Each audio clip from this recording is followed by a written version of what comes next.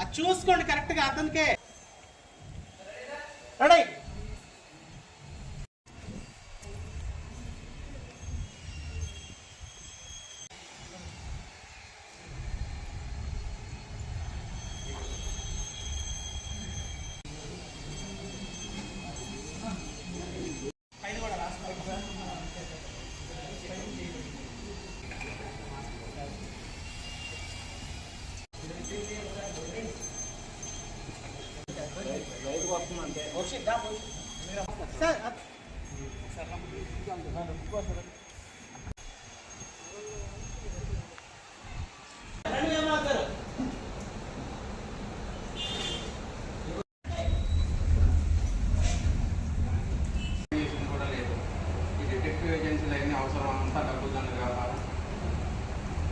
మన కృష్ణకిషోర్ దర్శకుడు అతను.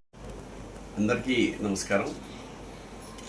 నెల్లూరుతో నాకున్న అనుబంధం ఏంటంటే, దాదాపు ఇండస్ట్రీకి వెళ్ళక ముందు, అంటే నేను కాలేజీ చదివే రోజుల్లో నెల్లూరులో నెబ్జా కళా పరిషత్ అనేది చాలా ప్రసిద్ధమైంది. దానికోసం మేము ఏకపాత్రాభినయం ప్రిపేర్ అయ్యి ఆర్థిక కారణాల వల్ల వెళ్ళలేకపోయాను. ఉత్తరోత్తర ముగింపు లేని కదా అన్న నాటికని తీసుకుని మా గురుగారు రాడపల్లి గారి ద్వారా వచ్చి ఉత్తమ ప్రదర్శన బహుమతి తీసుకోవడం జరిగింది. అది మొదటి, అది ఒక 40-50 ఏళ్ల క్రితం సంగతి.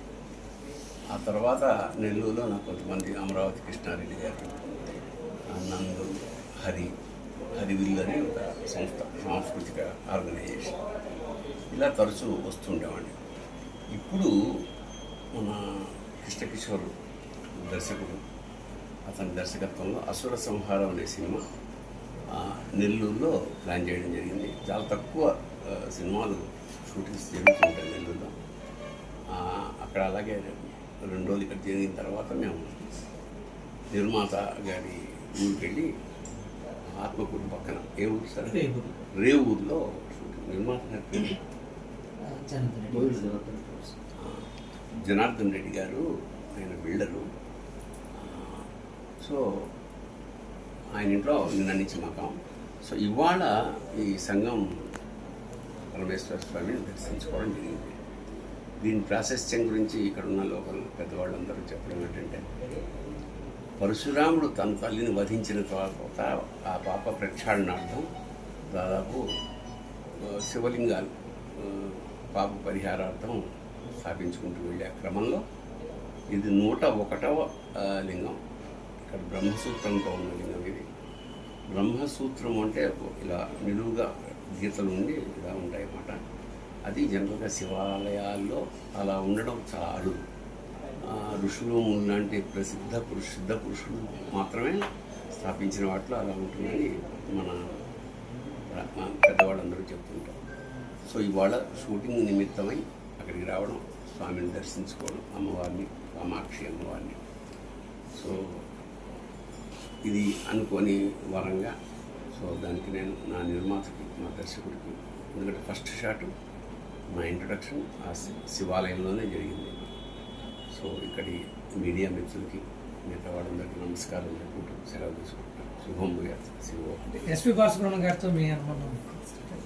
ఎస్పీ బాలసుబ్రహ్మణ్యం గారి నెల్లూరు అని అందరికీ తెలిసిన విషయమే. సరే, సినిమాలో సింగర్గా ప్రసిద్ధుడు. ఆ తర్వాత నా దర్శకత్వంలో ఆయన మిథునం సినిమా వేషం వేయడం జరిగింది. దాదాపు 1 year మేము కలిసి ట్రావెల్ చేసాం. చాలా ఉత్తమోత్తమైన వ్యక్తిత్వం గల మనిషి ఆయన. నాకు పర్సనల్గా చాలా అనుకున్నా. ఆ సినిమా గురించి ఆయన ఒక్క మాట చెప్పాడు, భరణి ఎప్పుడైనా నేను జీవిత చరిత్ర రాస్తే మిథునానికి ముందు, మిథునం తర్వాత అని రాసుకుంటాను. అది చాలు నా జీవితానికి. అలాగా లక్ష్మి